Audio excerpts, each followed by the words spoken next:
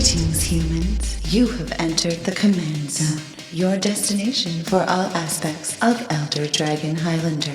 Enjoy your stay. Yeah. Money ain't a thing. Well said, Jimmy. That's our song for the intro. Look at what's happening. This is something brand new, unique, wonderful, highly requested. Maybe not in this particular combination, but highly requested. How's it going, everybody?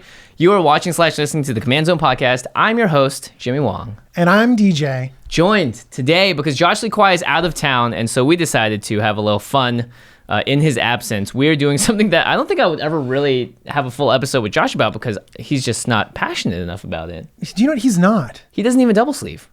He doesn't double sleeve? No, he is adamantly against it. That hurts me so much. It hurts me too, and it hurts his cards. But Josh is in Iceland right now, so we brought DJ on to have a special... Wait, Josh is in just off in Iceland? Just randomly in Iceland. Okay. Quite the adventure. Yeah, I know, I kind of just dropped it like it was nothing. I know, right? So DJ's here to fill in, and today we were talking about something that we're both very passionate about, and that is blinging out your decks. And we're going to cover a lot of different ways that you can bling out your decks, but most importantly, we care about this a lot. You actually, when I first saw you play Commander, I was like, what is going on? You have some amazing cards on your table. So that's going to be really exciting. Oh, yeah. But before we get into that, we have to call out our sponsors, cardkingdom.com/commandzone. Guess what? What are we going to be talking about today, DJ? We're going to be talking about some fancy cards. A lot of cards, and a great place to get those cards in high quality, pristine edition. Card Kingdom they are very strict with their grading system. Well, one thing that's great is that they're a huge store. Yeah. And so a lot of these things are not stuff that you can go down to your local game store and pick up. You just can't. So you have to go to a big store to find them. Especially realtors. Yeah. Realtor? Not realtor. They're not selling. Well, they could be selling lands, I guess. So yeah, cardkingdom.com/commandzone. You're going to be buying these cards anyway, so help us out. Our other sponsor, Ultra Pro. You got to protect your cards. That's right. A lot of sleeves to be put on these things. Also, blinging out, we'll talk about this later, but a way to bling out your collection is with cool swag that matches all of it. So, Ultra Pro, next time you're at an LGS or online, pick up some of their product. And finally, the last way to support the show is directly at patreon.com/commandzone. And we call it one lucky patron each. I decided to choose a hard name for you this time. Good. So, one lucky patron gets a shout out, and that person is Gustavo Poschidonio. Oh, good job. Oh, thanks. I'm going to say good job. It's fine. Gustavo's out there being like, no, Jimmy, no. And I'm complimenting you. Good job, Jimmy. Only one person said my full name. Anyway, Gustavo, thank you. You rock. Thanks, Gustavo. Okay, let's just get right into it because I think we're going to be talking about this for a bit here. Oh, yeah. I love, let's start from the beginning, DJ. Why do you like blinging out your decks? And why do you like putting special cards in your decks? Yeah, well, it's really because that's what Commander is all about, is your own personality in your deck. And a lot of things that we talk about is building your deck with your own style, maybe your own little mechanics, maybe your own little pet card. And another thing that you can do is make your deck look exactly like you want it. Yeah. Put in some little bits of extra style. And there's nothing like a few foils or a few special cards to make your deck feel loved, right? Yeah, and not to mention bring you joy when you play it. Yeah, I mean, something pretty in front of you. You want your deck to be gorgeous. Also, I think one of my greatest satisfactions in playing is having other people go, not just like, oh, that's the card I know, but like, oh, sweet, can I see that? Ooh, and it's like a nice show and tell, like that too. Without having to play show and tell. And of course, I think people are familiar with Marie Kondo at this point, and I would say foils in my deck are one of the things that when I literally pick it up, it brings joy to me. Oh, yeah. Foils, altars, all these things that we're going to be talking about today. So we're just going to go through and we're going to highlight some of our personal favorites. A big forewarning, though, if you're listening to this on the audio version, there may be no better episode to tune into the video version of this podcast because we're talking about a ton of cards and they're not just regular cards. They have a lot of different things to them. And we're going to be showing them off in some cutaways and close-ups so you can really get to see just how beautiful some of these altars are. So make sure you watch the video version if you have the chance. Those of you that are already watching the video version, you did it. Okay, topic number one, and this may be the single biggest topic we talk about, foils. I think this is the most obvious when it comes to bling because literally foils are shiny to begin with. There are Magic has printed so many foils over the years that foil used to mean like, oh, premium foil was like a descriptor they put towards it. But at this point in time, there are so many foils that I think saying premium sometimes is actually a little deceiving, because some of these foils are not necessarily expensive, but they're still beautiful. I think also when they put a foil in every Masters pack for those Yes. Master sets, that might have taken a little bit away. Well, foils are kind of just out there now instead of just something really, really that you need to seek after. And Yeah. then maybe in order to get something really special, you need to take it up a notch maybe. Yeah, and that is exactly what I like doing in my decks, because we have, if you guys remember, there are the masterpieces and the expeditions and the invocations, which were a special, I guess like alongside a standard set, they released these very, very special chase mythic foils that were of cards from all throughout Magic's history. The expeditions were the first ones that were announced, and they were all those awesome fetch lands that had these sort of like pseudo full arts to them. And for me, I had a lot of joy collecting these because, one, fetch lands, you obviously need them in every single deck if you want to be running multiple colors. And also, you know, having that much art on a card is something I really value. I love, and the art itself is beautiful. Yeah. Actually, the one complaint, and these were universally liked, the one complaint was that the art wasn't even bigger. I know. You know what I mean? Like, and that's I what the kind thing of that have people that were, complaint too. You're just like, no, more art. More And art. They really did a great job. And I think that the art drives a lot of Magic cards in general. Yes, and absolutely. the bigger art we have, the more art we have, usually it draws people to it. And that might be why some of the Amonkhet invocations might have been a little bit of a miss, because they shrunk the art a little bit and really ramped up the border instead. You know, and that's actually why I chose the video background behind us today, because this is the invocation art for Days. It's amazing. Do you have It's a Days? Do you know have a amazing. Days playmat? I have this playmat. Yeah. Because it's amazing art. Yeah, and I do think that there was, I mean, here's the thing. I know actually some people that think the invocations are awesome, they're thematic, and they fit very well in, let's say, they have a Scarab God deck or whatever. Yeah.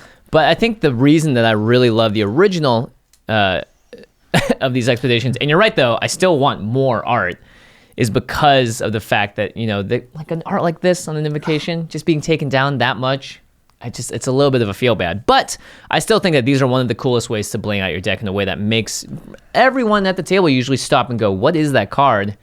Yeah, maybe because they can't read it. Well, speaking of these sort of masterpieces, one of the most recent ones we got is the box topper. And we noticed that they extended the art out a little bit. Do you think that Wizards is picking up on the fact that we like art? We like it if it kind of gets a little bit bigger? So, I mean, like, think about it this way, right? Every time we're able to announce full art lands, people get, oh yes, this is, what a beautiful box topper. Now, did you crack that, or did you get that separately? No, I didn't crack them. I just...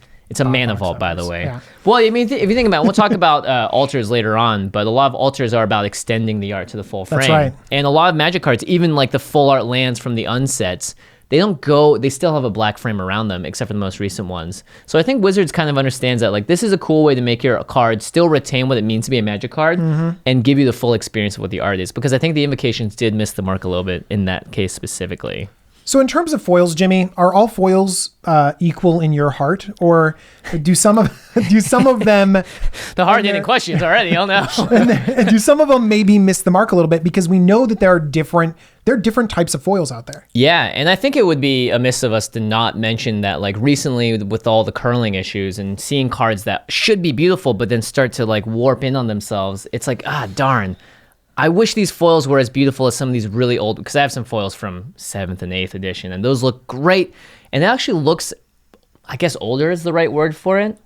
Yeah. In the same way that you could pick up a book that was printed today as opposed to a tome from days past. And it's like there's a very different quality of what the paper is. It doesn't mean one's necessarily better or worse.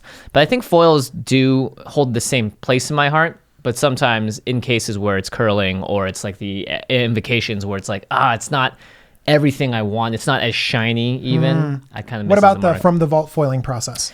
Now that is something really interesting, because me personally, I've gotten, I think, 4 or 5 from the vaults. And I've only had curling issues with one of them, but the foiling they do in it is slightly different. Yeah, the foiling looks different. I think you have one right over there. Yes. So this is the Gilded Lotus, which was from the Vault 20, most known because it had Jace the Mind Sculptor in it. And if you notice, this card is flat as can be. And that's because I literally sandwiched it between very heavy books, and it just did the job. But the foiling, it's different, because the foiling, if you can see here, and you'll see it in the video, it goes left to right almost with how it cuts down the foil. Whereas with other older foils, you can see individual pieces of the art highlighted, like someone's holding something, you can see that flashing on the card. And even older foils where only the border Right. is foiled. So this is an Academy Rector that only has like a shiny outside to it, so it's a completely different thing. So of all of those, also there's a junior championship. Have you seen the Secure Tribe Elders that have like the weird star foiling on it, which that's like a corner case. But of these like normal foils, like from the vault, like pack foil, you know, some of the older ones, some of the ones around it, what do you like the best? I honestly like, if the art is good, I don't want it to have a from the vault foiling on it because it's not highlighting the art. It's just more of, it almost feels like a lacquer they put on top of it. At the same time though, it's not like it doesn't make it, I would rather have that than a non-foil in a lot of cases too. I think my favorite though is when the art gets to have small pieces of it highlighted. So you think that their current sort of technique of doing the foiling where little bits of it are kind of a little bit more highlighted, catches the light a little bit more, that they're doing a good job? Yeah, I mean, for me personally, I've liked what they've done with the foiling for those. Although there is something that's very nostalgic and makes me very happy to see, like the Academy Rector that only has the outside foiled, because it does give that look to it. It feels old, doesn't it? It feels old, yeah. And there's something again about, it's really fun to play with older cards in Magic for me, because when I grew up playing Magic, that was what I felt. I saw the unlimited white borders. Oh yeah. the super weird rounded borders for alpha and beta. That's like what really makes me remember the joy I had playing this game. Now, the other interesting foil, we forgot to mention one, and perhaps because it's the hardest foil to read out of all of them. But the even harder than the Amonkhet ones. Oh yeah. Oh yes. Oh yes. We are talking about, ladies and gentlemen, the San Diego Comic-Con foils. Now, I don't even think the camera can pick this up from where it is in the studio, so we're gonna have to cut to a closer shot of it. But what do you think about these foils? I thought that they were amazing. I got a bunch of them, put them in my cube. No one could read the cards. It almost came to the point where I've drafted these in the queue before, and you just kind of pass it. It was like, so it was actually kind of disappointing on my part, and so I just took them out, and like I still have them in a binder. I'm still happy about them, but I don't know. It ended up being a little bit of a miss, because if I'm not playing with the cards, right, then I don't know. Am I excited? Are they to own them? as useful? Right. I mean, these are almost fully black. The aesthetic and what they look like is really cool. You know, you really have to have this under a light to see sort of the full like magnificence of why this is a cool look, but the legibility. So that definitely actually takes away from it. Even though the foiling is great and they did a good job making the card and the art is really cool and it's very unique and these are one of a kind cards for sure. Not being able to play it. I know, right? Big downside. But I think they've done a good job moving forward with the San Diego Comic-Con sort of cards. Recently, Therese Nielsen did the most recent one, right? With the just beautiful art, just amazing stuff. Like reminds me of, I don't know, just stained glass, because there's stained glass pieces and this sort of like epic nature of the Planeswalkers. They felt more epic in that art than in a lot of others. I think they definitely recognized, okay, I think, because originally it was black border, and then the next year they did the black thing again, and then they realized, you know what, maybe we should be changing this a little bit more. And Wizards, if you guys have noticed, is a very, like, they adapt very often and very quickly to things. They changed how Standard rotated like twice in 1 year. Surprisingly quickly, too, because we know that they make sets way in the future. So when you say, like, oh, it's like 9 months later and they finally changed it, it's like they heard and immediately changed it. And then that was like the first time they were able to jump in and do it. So I think that they've actually done a good job. And another thing that's also related to this is we kind of got exhausted by masterpieces. Yep. And Wizards just stopped it. Wizards just like changed it up. Yeah. And that's why for Ixalan, some people were thinking that they had those different arts, those promos that had the different art on the other side and some stuff like that. And so they're like, look, we'll use the art. We hear you. And they changed it up. Yeah, that's actually really, you're right. It's surprising to me that they do it that quickly. But I think they understand too that at the heart of this game, it's still a collectible card game. That's why we're into this stuff, right? Yeah, I mean, that's why I love it. That's definitely, I mean, look, playing games and winning games, once you start to play more Commander, you realize that winning games is just not going to happen that often. Because 4 players, your percentages, you're not like a pro player trying to get a 70% win rate. That's just almost impossible with games of Commander. But also, the I collectability, like playing janky cards too. So Yeah, exactly. I'm not going to stop playing janky cards to up my win percentage. Come on. Yeah, that's right. You guys know this about DJ. You know, you guys have been watching it for long enough to understand that. Another great place to find foils is at pre-releases now. Pre-releases, every single pack, they'll give you a card that now because of the guilds and stuff recently, you have guild-themed packs. But, you know, one of my favorite cards is this beautiful Westphale Abbey. And it's a card that's a land. And because it's a flip land, the backside is also foil. But notably, on the front, you have the stamp of when the pre-release was. Some people consider this better than the original foil. Some people consider it worse. But I like this because it has a little bit of both. You still get the foil back of this card as well as the front with the pre-release sticker. I like it when I attended the pre-release. Yeah. Because even if I didn't get that specific card, if I traded for it or if I bought it later, I remember the time I was at that pre-release. Yeah. And I think it's a great reward too to give someone that's like first-time players at pre-releases opening up a sweet foil. It's a rare or mythic. Like that's I saw a kid's eyes light up when he opened a Sarkhan foil Sarkhan. That's awesome. That's like one of that, and that like that right there. I was like, I can go home. That makes me happy. That's all I need to see because you know that kid is gonna be playing that stuff. What are some of your favorite foils? I have a couple of them in front of me. So we're also talking about like promo foils and stuff like that, right? Yeah, totally. So, Anything that's under the foil. So we have promos. There's buy box promos from the Vault. The J Spellbook series.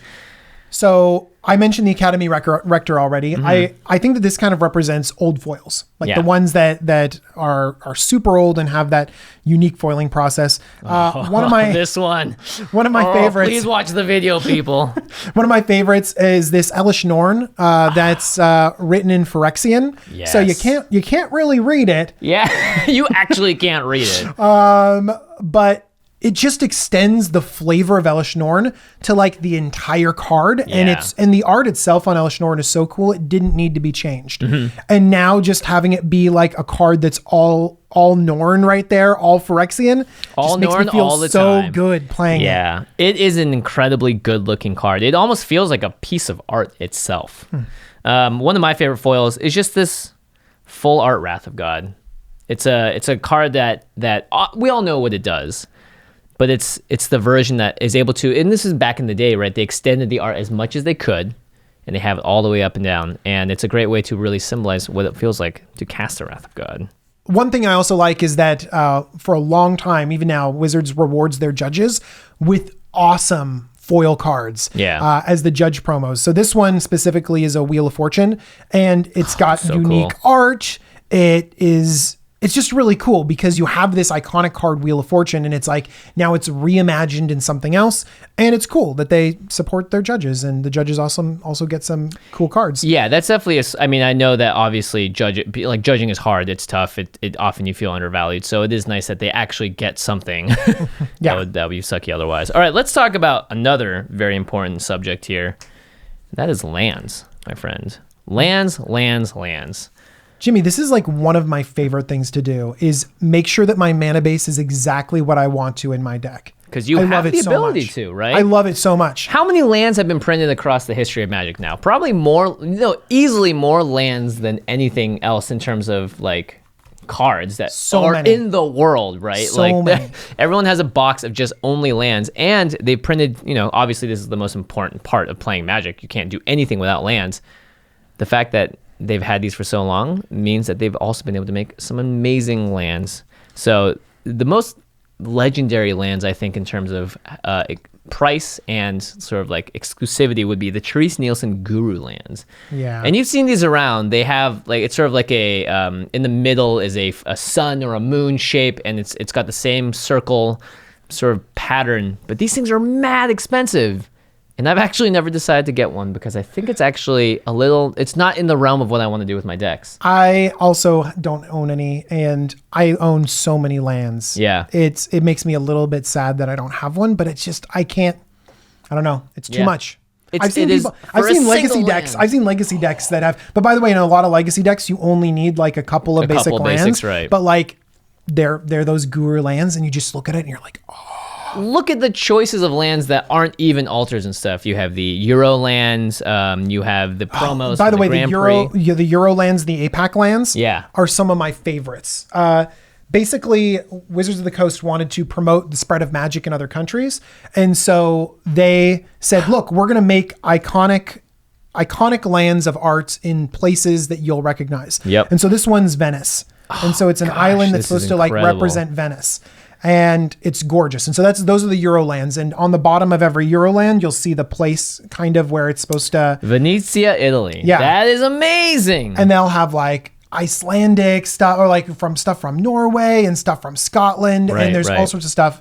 And then I think for APAC Lands, they did something similar. Those are a little bit older. But some of the most iconic ones are like Australia, where they have a kangaroo and their famous rock, which I forget the name of. Right. And then Mount Fuji and stuff like that. Like these iconic Incredible. things. Yeah, for Japan. I like that a lot. I mean, it's bringing magic to the real world, which I know some people are like, no, it's a fantasy world. Yeah. But could you imagine being from Venice? Or having visited Venice, loving it, and being able to play these lands in your deck. Oh, I love it. That's I also tie. love the art style of them too. I think that they're just really great. Yeah, totally. So let's talk about some of the other lands you have. Let's talk about some other lands. So I mentioned some of they did a series of arena foils. Yes, I have a couple of these. Yeah, and arena foils are great. And this kind of foils a card that wasn't able to. This was like from Ice Age. Yep. And that ended up being very cool. But actually, one of my favorite types of lands is just find the art that you like and go with it. Yeah. These are ones that people universally kind of like. This is the Lightning Bolt Plains. Lightning Bolt Plains, very iconic Lightning Which is Bolt. kind of iconic. And then this is like sort of an autumn forest kind of style. But honestly, this doesn't have to get expensive. So what's your favorite sets aesthetic going back? Do you have like one that's like, that? I love the aesthetic of that. See, different sets and different decks will have a sort of a different feel to them. And I think that as far as we're talking about here, we're talking about a lot of stuff that brings up emotions.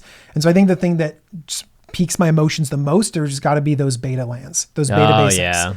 Yeah. They just remind me of my youth, and that's why I kind of gravitate towards them, even though they're kind of simple in terms of art. Like I think the art is much more beautiful on a lot of these other ones. Right, more detailed, but I still think the simplicity is kind of what makes them beautiful in a lot of ways. Like even looking at like really old, like the Minotaurs from back then and some of the old art, it's just like, the original Llanowar elves, right? It just has something to it. So weird, Yeah, it's just something to it that like, Magic was breaking so much new ground at the time.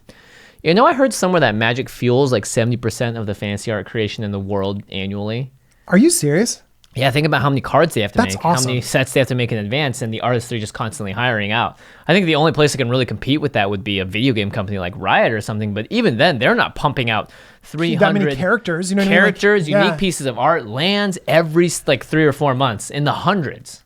That's awesome. Yeah. So obviously Dungeons and Dragons too, I think has a lot of that, but it is pretty interesting to see just how much fantasy art is coming out there, and that means just more choices for you as a player. Yeah. All right, let's talk about some of these guild lands, actually, because this is very recent. This is a great way for you to pimp out your deck early and without actually having a huge cost associated with them. And these cards, they're so vibrant. It almost looks like someone cranked the saturation dial up. Oh my gosh. I love the detail on the frame. Just imagine if you have a Selesnya deck and you're running these Selesnya guild lands. Right. Like your deck is going to feel like Selesnya. It's going to feel so cool. And people are going to look over at your mana base and be like, oh, wow. That's really what you're doing. That's they're going to amazing. notice how it matches and how it like generates a feeling for your deck. And these are not expensive. Yeah. They just came out. There are plenty in existence. Right now. Them being new right now. Yeah. Until, you said that and now they're sold out and you're manipulating the market, Jimmy. I know. Sometimes when we get really excited about things like Vidalcan Orrery.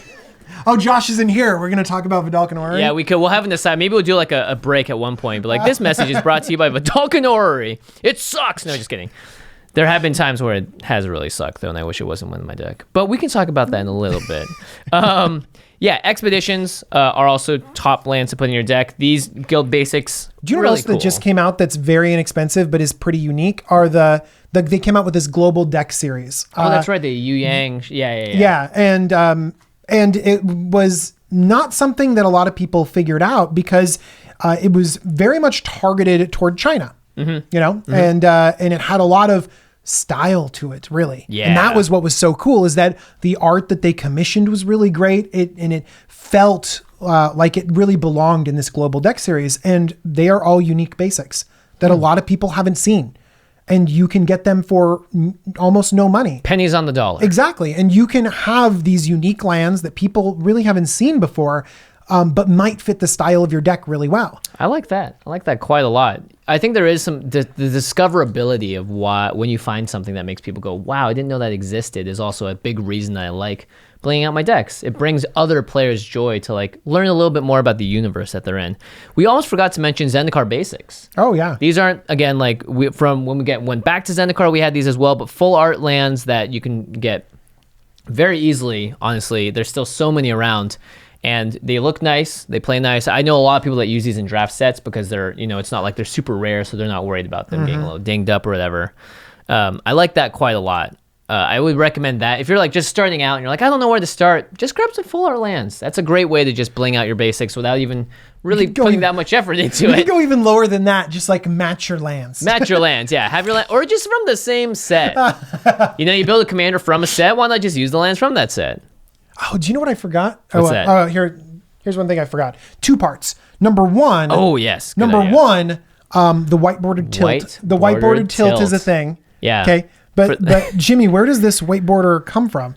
This is Portal 3 Kingdoms, isn't it? Yeah, it is. Yes. It's one of the portal sets. And so some of these are, again, unique art that doesn't make it onto other Magic sets. Right. So the portal sets, notably, were all Chinese artists, right? Yep. And they specifically were like, let's do this. This was like their first go at like an Asian themed set was the Portal 3 Kingdoms set. That's where Imperial Recruiter originally came from, the sort of the chase card from that.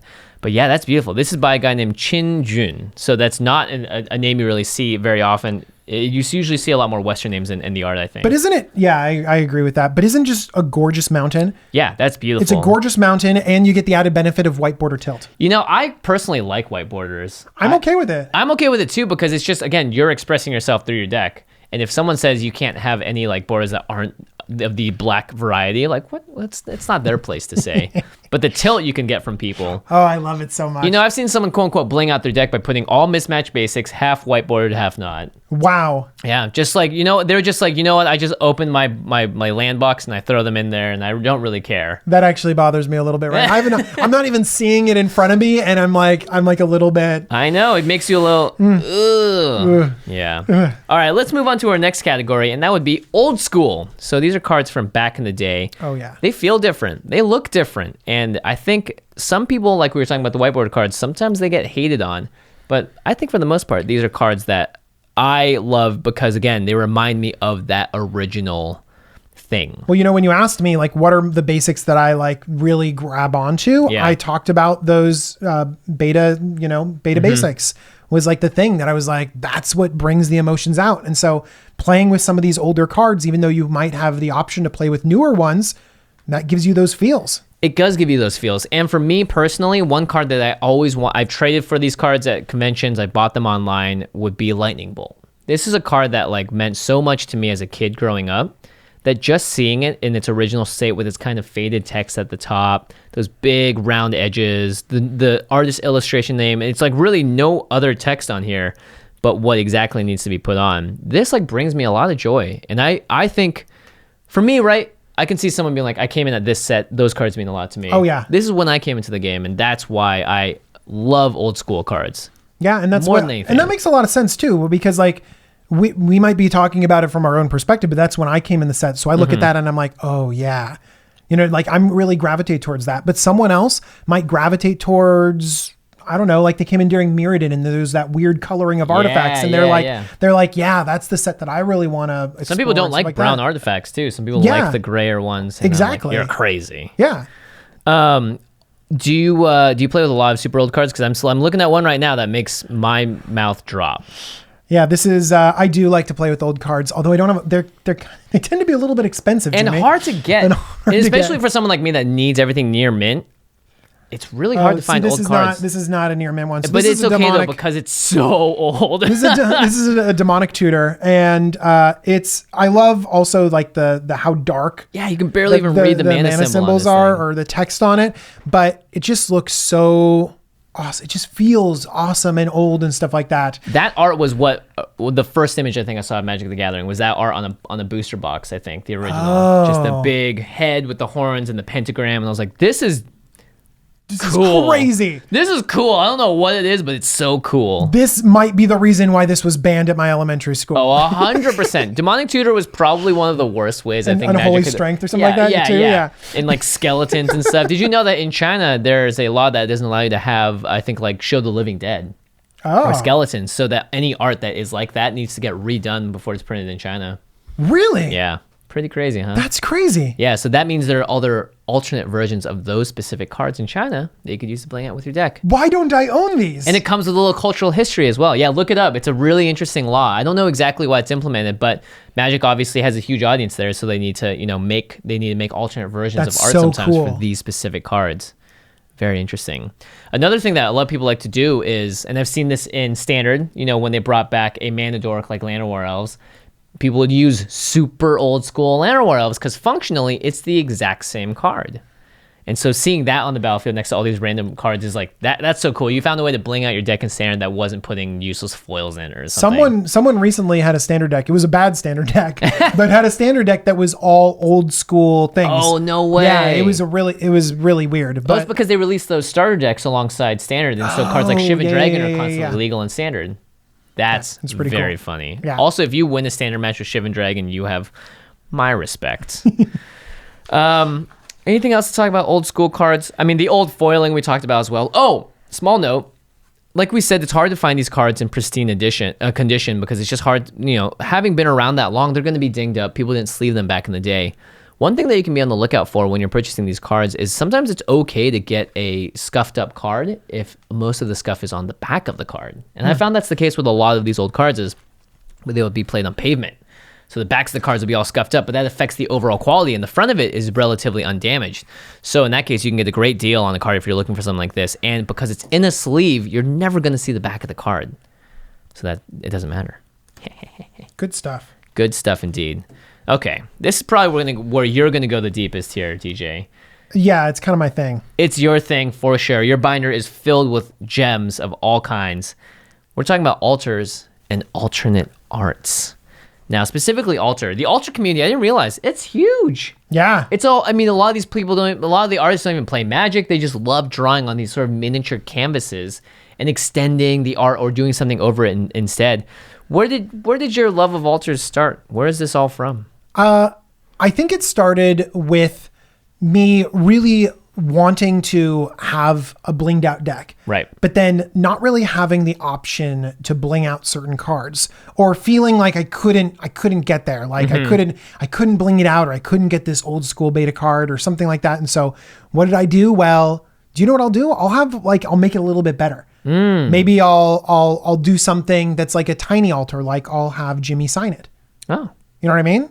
Or you have your friend sign it, or you draw like something on it, you know what I mean? Yeah, or then you take it up a notch and you have someone else do a little bit of a doodle on it and stuff like that. Yeah. So I think it started off artist. with with artist signatures and with artists sort of doing a little doodle on the stuff. So we have a few of those.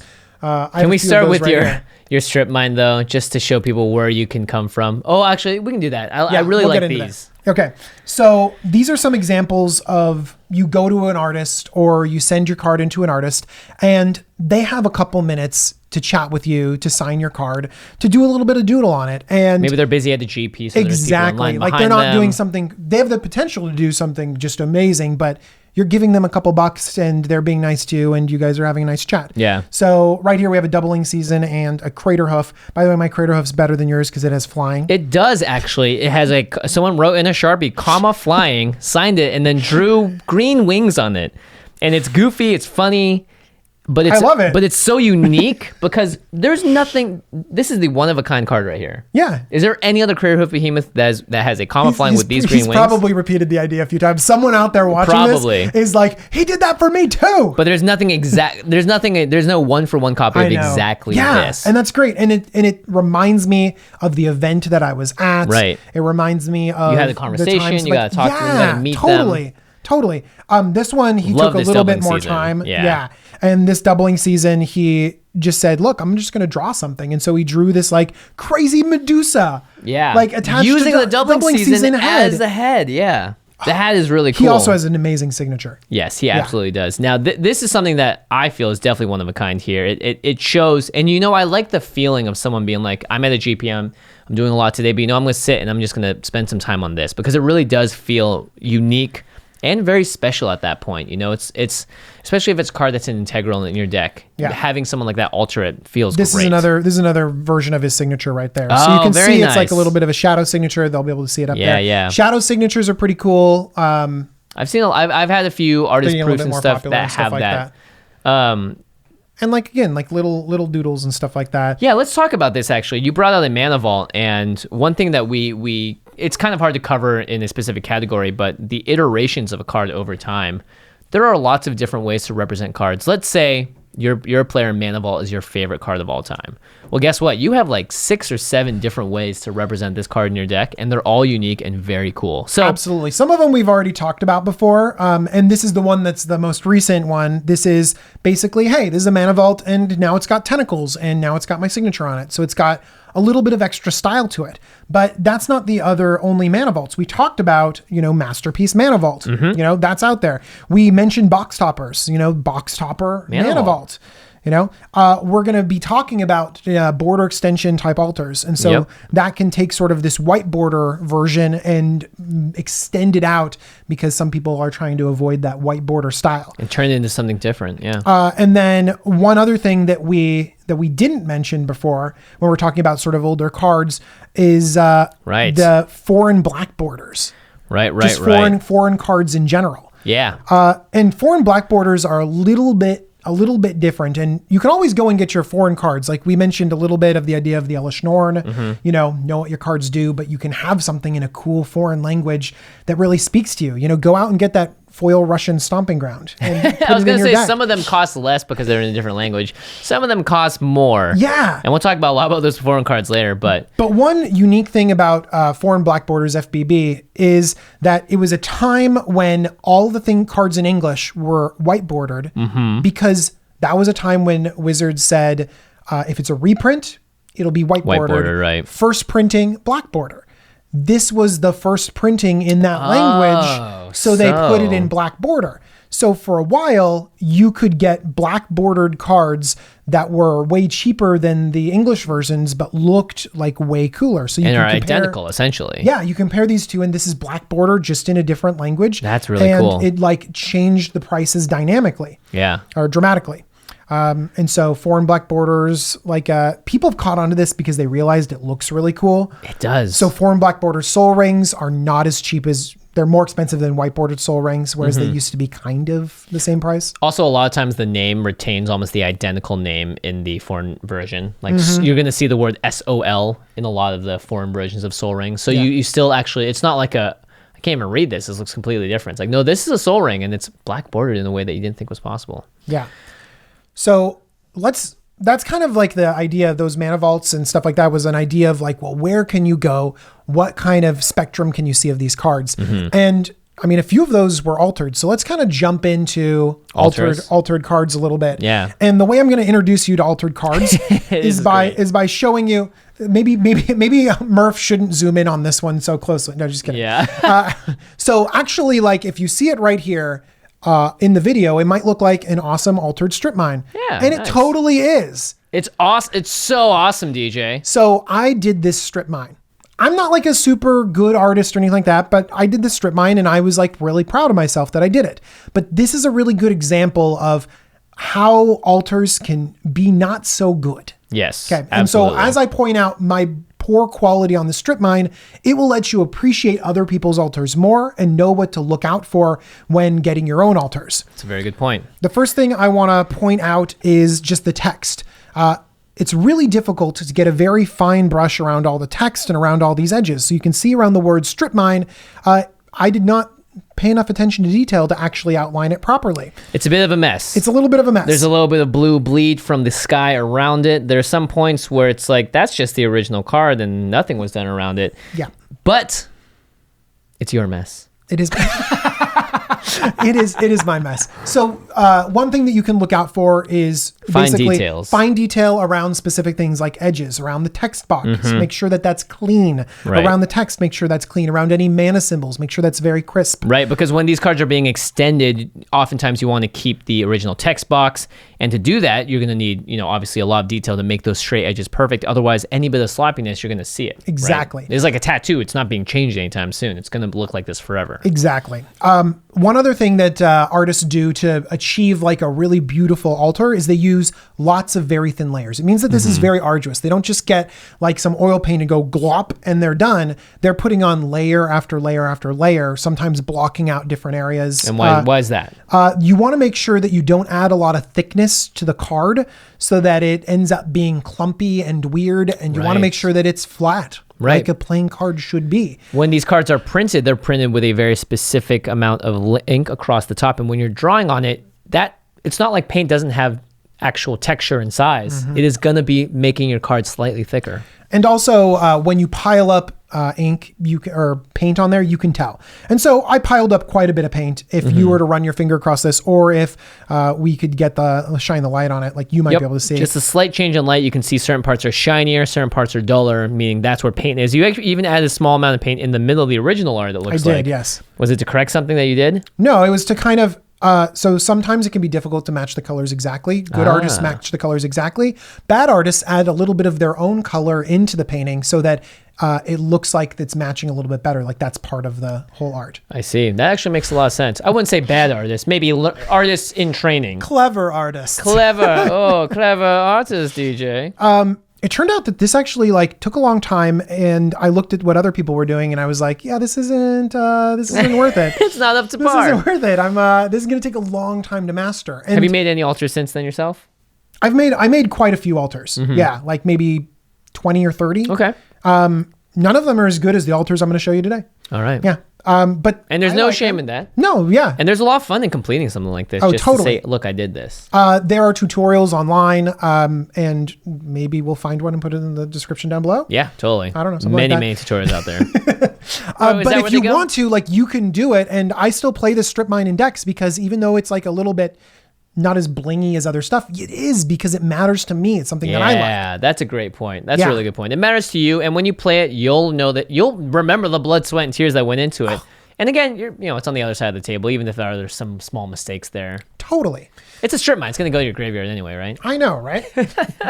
So then we can start talking about sort of other altars in general. And Professionally done altars. The way some people can be super clean. This is a hymn to Torok. And you can, if you look at this, you can tell that the text around it is super clean. Not Very just that, tight. but he actually altered it around so that normally it's a flat text box, right, with straight lines. The artist used the art to kind of have it leak on, but in a way that looks very purposeful, like someone that had specifically done this to the text box. And I'm shining this under a light right now. You cannot tell where the original card art was and where the artist rendition starts. Yeah, it's awesome. And if you look at the words hymn to Torok here too, it's incredibly clean, almost down to the pixel of around the writing there, and that's great. So you want to see something that isn't clean? Yeah. Yeah, let's take a look at this Treasure Cruise. Wow, not clean, but equally awesome. Now, this is a card, I've seen this done to cards like Damnation and stuff before, which is the reality itself around this card is being blurred and being torn apart. The card itself is like a living relic. And in this case, this Treasure Cruise is peeling at the edges. They've added an extra border around the whole thing to make it look like it's supposed to be altered art, but it's cracked. It's not in pristine condition, but because of that, it's actually incredibly stylish. Yeah, and so you can see that they're, again, messing with the text box a little bit. They're doing that rounding because it harkens back to those full art promos that you mentioned earlier with the Wrath of God and the... I don't remember the other one you brought. The Cryptic Command. Cryptic Command, that round style. So they're harkening back to that, and they're messing with the border and sort of distressing it, which actually they're not really extending the paint anymore. They're not extending the picture. Right. But it still like feels very cool. It's very impactful, right? You play a card like this, someone's going to look at it and they're going to double take because it looks like a normal card, right? But it actually tricks the mind a little bit because it's like, wow, what happened to your card? Oh, wow, that is cool. Yeah. I like that. One other thing to keep in mind is that a lot of altruists, they fade to black at the bottom because it is easy and it does sort of draw your eye up to the main art up itself, there. yeah. But one thing that actually causes a lot of, I think it stands out a lot, is when they don't do that. When they actually sort of take the art all the way around. Wow. So this is a spike weaver Yeah, where it's you can amazing. see the art kind of go all the way down to the bottom, and you can sort of see the branches and the webbing and stuff like that all over the place. And so it really does feel like you're in that place. Yeah, you get to see what the spike has weaved, right? And it's a tree. Obviously, you know, if you did take a picture of this thing in the wild, maybe there is a branch down there. So I like how an artist can imagine that and incorporate it into the actual art to extend it a little bit. That's really smart. And in this case, it doesn't really take my eye away from the actual art of the card. I don't think so either. Yeah. It makes me appreciate this Magic card. Like, Magic cards don't look like this, right? They never have looked like this. And so having a professional artist do this and make it so seamless, that's a really satisfying thing to look at. Yeah, totally. And then we have some other things where we start just expanding it even more. So we talked about, you know, hey, let's just extend the border. Let's just mess with the border a little bit. Okay, well, let's just not have any black down there. Let's go all the way. And so now we have something that actually takes the art and goes completely everywhere. Yeah, this is disenchant. This is a disenchant. And one thing that had worked in the artist's favor with this is that it was already a full art piece of art, promo, basically. Yeah, right. But then they sort of extended it all the way out. Just like some of the other foreign cards that we talked about, you should know what disenchant does if you have this card. Yeah. But you'll notice that in many cases, they leave relevant information on, like casting cost. They leave on the name. They leave on the text box. I might give a little disclaimer at the end about playing with altered art cards in different settings. Yeah, right. Because sometimes you may know the card entirely, something like Cryptic Command. You may know all four of the modes and exactly how it's written, the exact formatting, but that doesn't mean every other player does. Yeah. But yeah, this is great. I really like it. Obviously, you know, it just keeps the text box at the top. It doesn't save anything else. And it's that poor Mox just getting blown up. I know, right? So this is another full art, but now we're sort of entering into, we're altering more than just border extensions. We're actually changing the art completely. Yeah. And so this is an animate dead, and it also just destroys the text box, goes super big, keeps some of the framing around it, which is interesting. So it didn't even go as full as the disenchant, but it actually becomes something completely different than Animate Dead. Absolutely. And this is what I like to say when an artist takes a card and creates a literal canvas out of it. They already have the border. They have everywhere they want to draw on it. And they even did something cool with the text of Animate Dead. They sort of put like sort of these white dashes of lines through it to make it feel almost stylized, like it was a specific font or something you'd see on a movie poster almost. Absolutely. And so, again, you need to know what Animate Dead does if you're playing with this card. It's actually a very complex card, too. I know, There's right? a lot of text on it, yeah. Do you remember that it gives -1, -0? You might not. You might not. But also, some people love this. They're like, they think this is amazing. They think it's gorgeous. They pick it up. Some people are actually put off a little bit by this because it goes so far away from what a Magic card, what they feel like a Magic card should be. Yeah, right. Different people are going to have different perspectives, but some people are definitely put off by this. They can't recognize the card as it comes down. It's a big thing for a lot of people. Yeah, and I've often seen people have someone play it and they go, oh, man, do I have to really look that up right now? I don't really know what it does. And I think that is a bit of a feel bad because something like this took a lot of hours to do. It could be something you're really proud of, something you're really glad you got. But to have a negative reaction like that to say, well, it is a bit of a bummer sometimes. But it's because the card, I think you said it right, it looks so different than a Magic card. It looks... The only thing that you can recognize is pretty much the name and the mana cost because the rest of it doesn't have anything else to signify that it is a card that you play in Magic the Gathering. So it's very interesting. I think, for the most part, if you are going to put a lot of these cards in your deck, you should do it for yourself first and foremost, but do pay attention and see if people need a little bit of assistance when it comes to that card coming on the table. Because if you make a play mistake with it, especially not knowing the text, then it's on you and things get real hairy at that point, I think. Yeah. So... we kind of talked a little bit about some of the downsides of alters, and I want to expand upon that a little bit. One other downside is that these, in many cases, are very individual. Like, they are for you. Right. And in many cases, that decreases their value. A lot of vendors don't want to deal with these at all. Right, because how do you price They don't them? want to buy them. They don't want to sell them. A lot of people, it's so weird because sometimes an alter can skyrocket the price of a card. The other time I've gotten altered cards that I've enjoyed the alters on for cheaper than the original card. Right. Because it's so hard for them to move them. So if you alter something, you have to expect that you are lowering the value of your card because you're making it less marketable.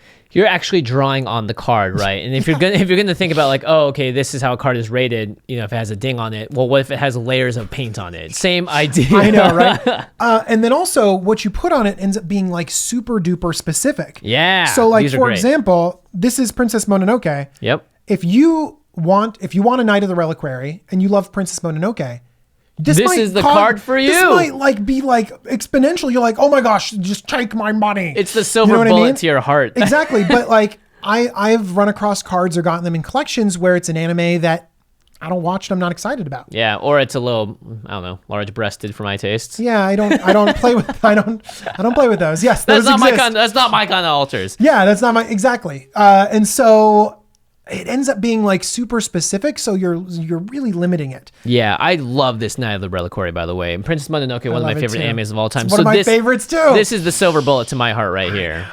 It's a really great rendition of the character too. That's not based off the original. It's Yeah, so great. There's a this is amazing too. Now this is another probably my favorite movie of all time. It's the Empire Strikes Back version of Swords to Plowshares, and it's great. It has Luke getting out of his snow speeder after it crashes to the ground, and you see an AT-AT or AT-AT walking towards him, and he's sort of getting out of there. Now this brings up so many memories of just happiness for me. And I don't even play. This is not my card, but if I saw this on the table, I would go, I'm so glad that I got swords by this altar. Yeah, representing right? my favorite movie. That makes me. Actually, it's kind of a political tool, but only on the person that's having it done to them. Because I could totally see myself being like, I can always swords your creature with this swords, Jimmy. yeah, right. Because I'm like, I can't get that mad. Okay, obviously the creature probably deserved to be swords, and this card's just so sweet. It's my favorite movie.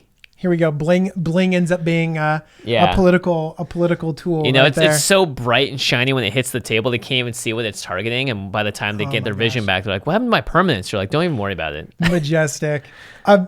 So that's kind of one thing of the downside, which is also kind of the upside, is that it is so individual Right. that it's really hard to sell them to see the value. So if you do get something altered, make sure it's something that you like and that you want to keep and you want to hold on to. Exactly.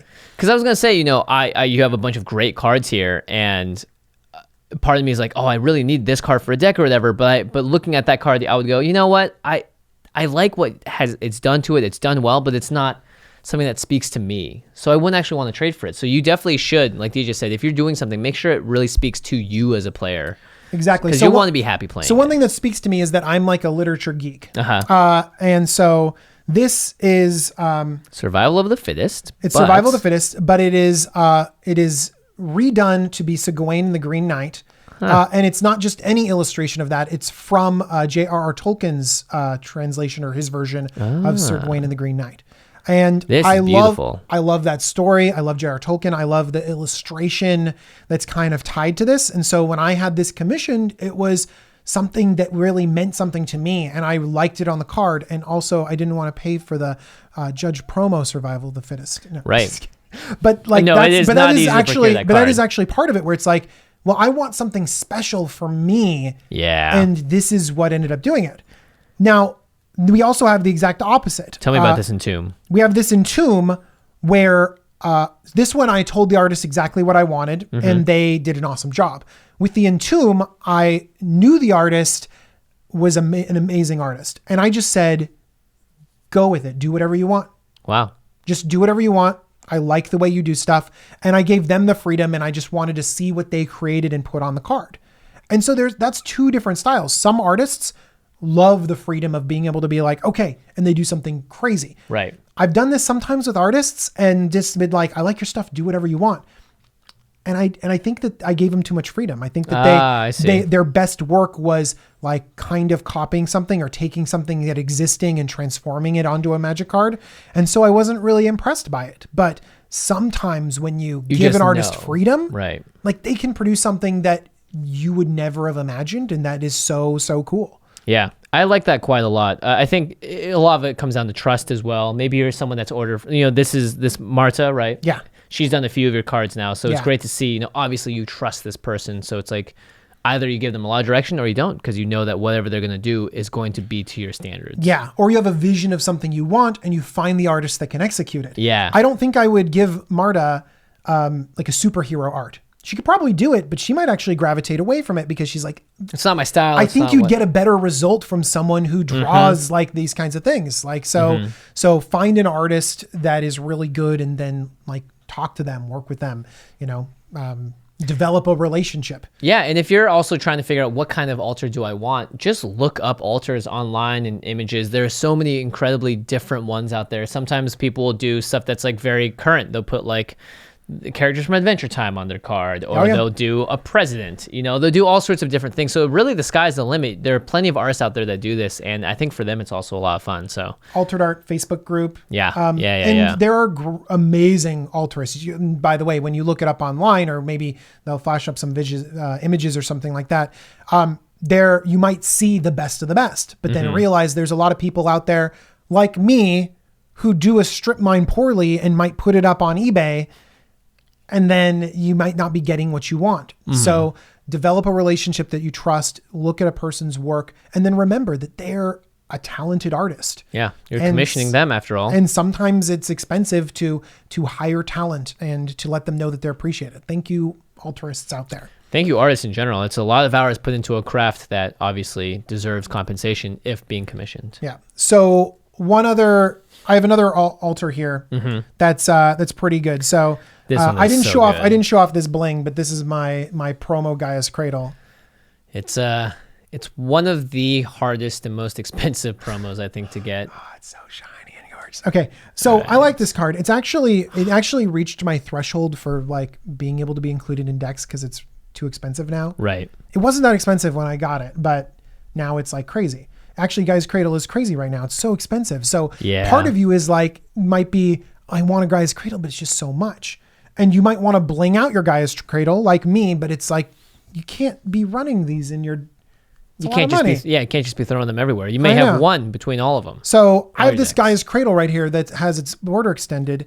But in actuality, it's not a tournament legal card. It is a yellow bordered, gold bordered Magic Championship card. And I actually run some cards like this as well. Here's a flooded strand from the Magic Worlds. Yeah, you have a different back on Yeah, yours, yeah, so mine's yeah, from you can see San that- Francisco. Where's yours? Which one is that one from? This is the Tokyo, where they Nice. kind of put together the championship deck of Yeah. Tokyo or whatever like that. Yeah. Yeah, so I mean, these are cards that are not legal in tournament play, not legal anywhere else except for our lovely format of Commander. Your kitchen table. Your kitchen Are you table. ever angry if you see someone with a gold bordered card? Absolutely not. And I've told this to a lot of people. Cards are expensive. We all want to play Magic, and this is a card that was created by and printed by Wizards of the Coast for players to play with.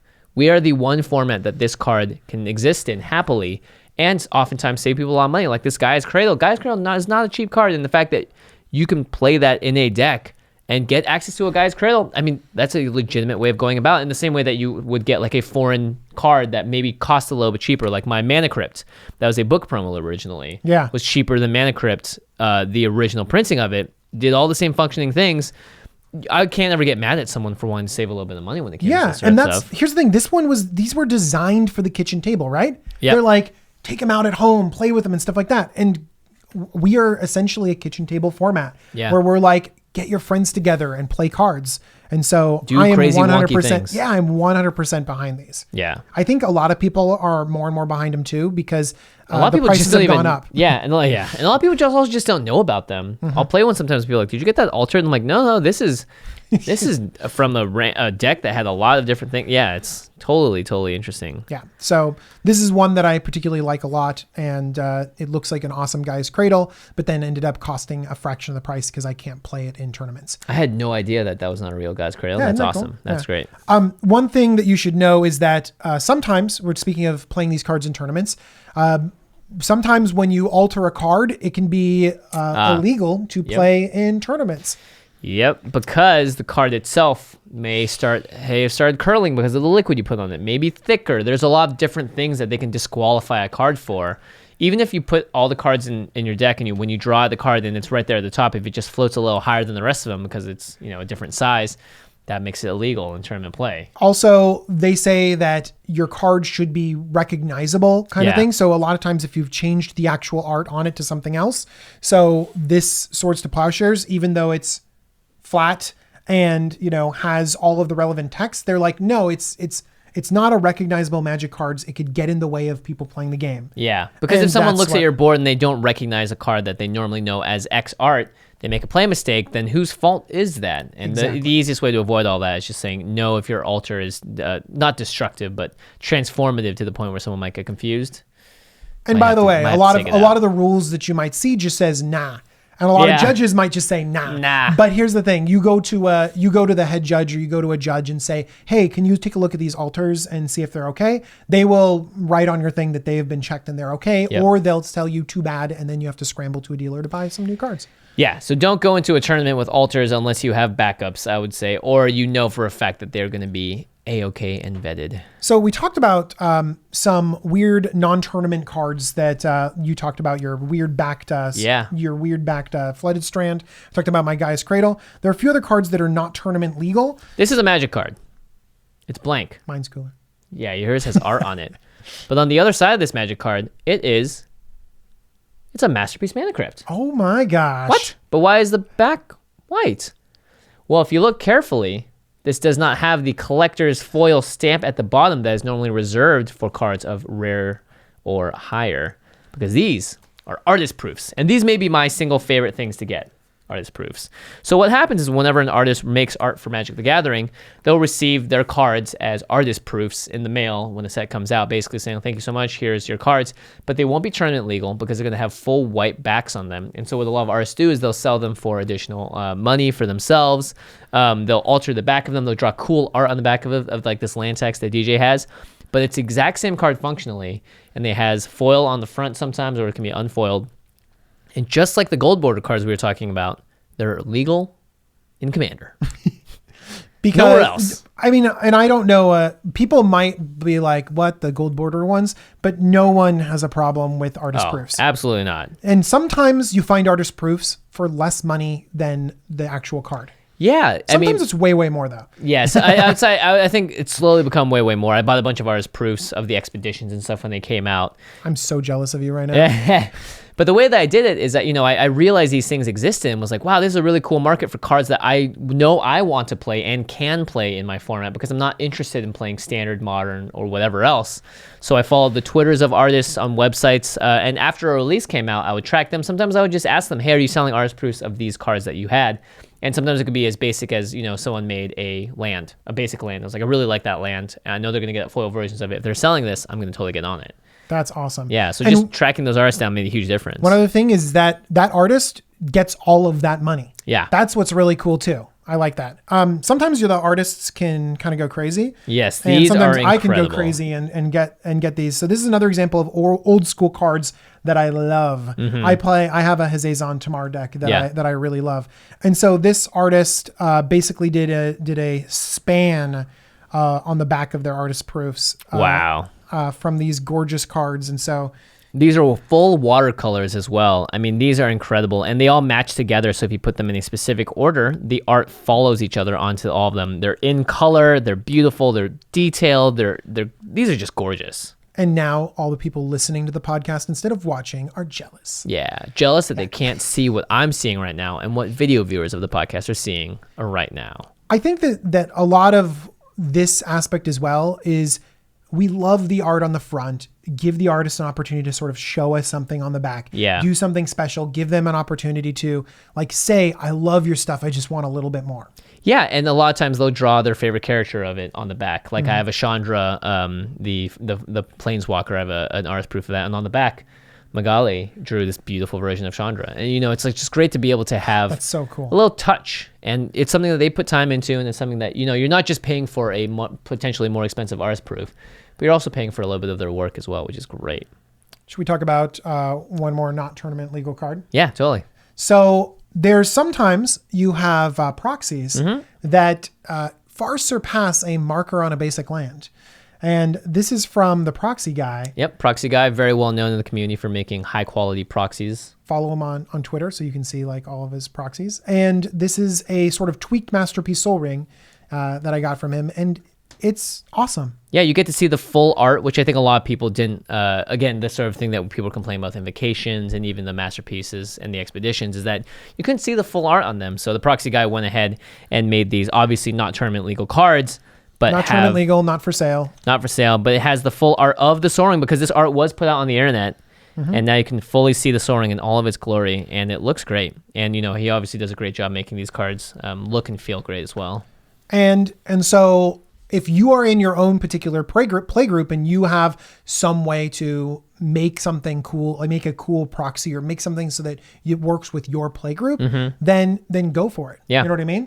I know some people say you have to own the Soul Ring to play this in the play group, but Vinny has a system where he only has one of certain very more expensive cards, and he'll just rotate that in between decks. If you already have that card, but you don't want to rotate the card every time, maybe you can replace it with a cool proxy or something else that really signifies that card to you, but also the other players know what it is. I know some people that really play Magic Online all the time, and one of their things is that they will print out the art from Magic Online and use that as a proxy. And so they'll have like weird arts that you're like, it looks familiar, but why is that? It's a Magic art. And there's like, it's from Magic Online. And it's here in my paper deck. And that just makes them so happy. Yeah, I love some of the alternate art on Magic Online too. I've seen some of it on Gatherer sometimes. I'm like, wait, why doesn't that exist in real life? Why don't I own this? That's so nice. Wait. Yeah. One other thing I wanted to touch on is that there are a lot of alternate versions of cards instead of alters on the art. We're talking about alternate art. A few of them that come to mind is a lot of the F&M promos usually have a different version of the art on there, and these are all great ways. We mentioned Judge promos promos as well. There's a very special card in my heart, which is this Ugin, which came out of these special packs from Fate Reforged that had alternate arts, and Ugin was sort of the chase of all of them.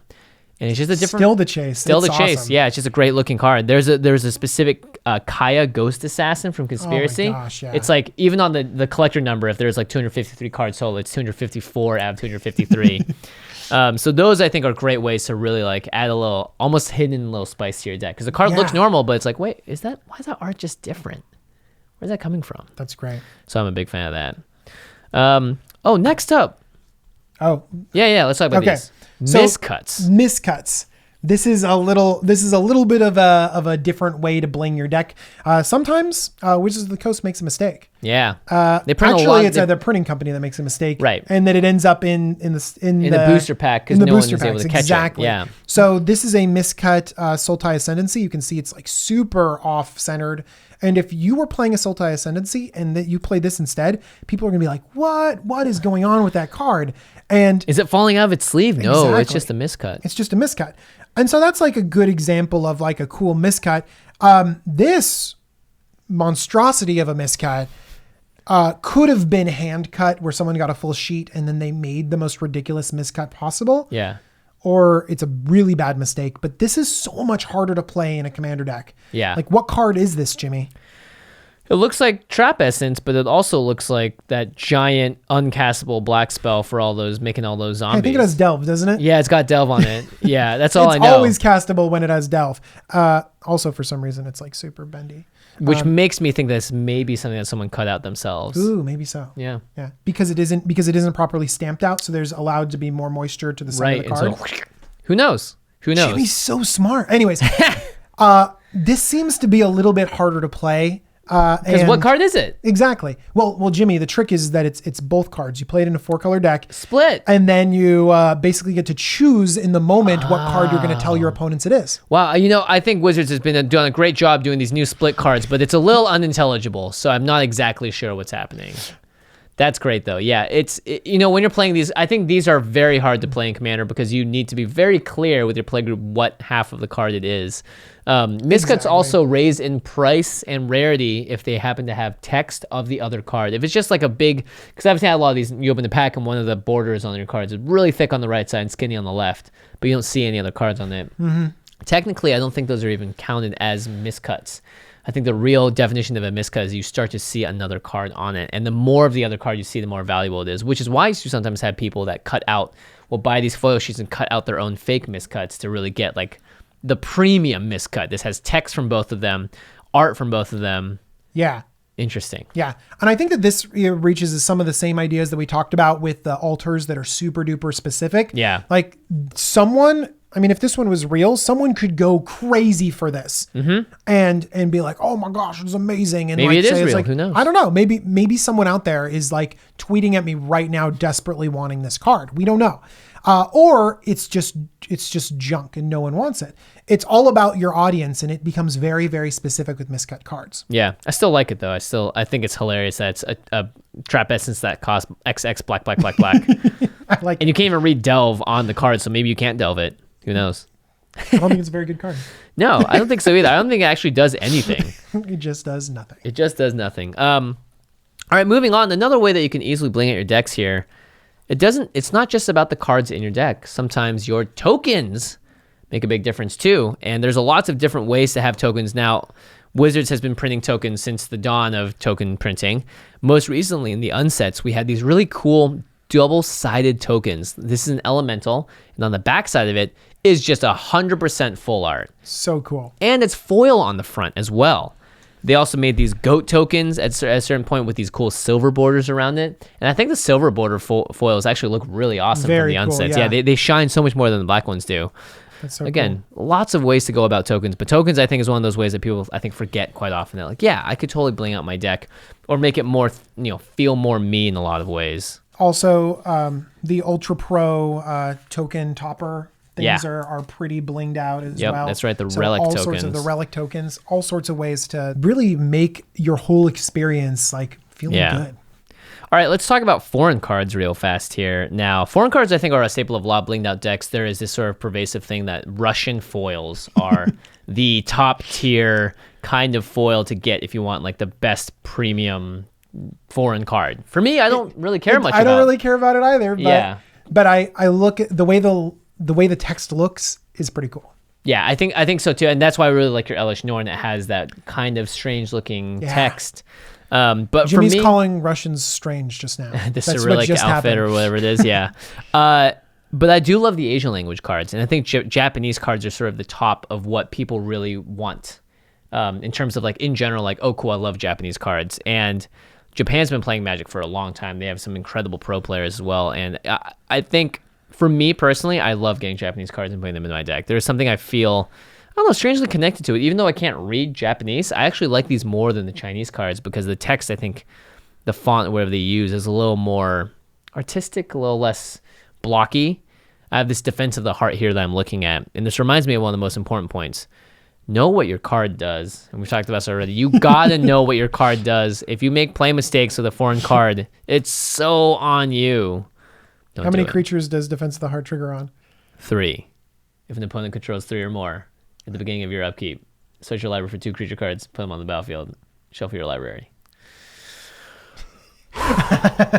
Oh boy, I said that with like a hinge of doubt in my voice, just a little bit. Do you know one foreign card that I want to mention, do a shout out that I really like, Yeah. that I don't have in front of me, but someone will put up? It's Glory.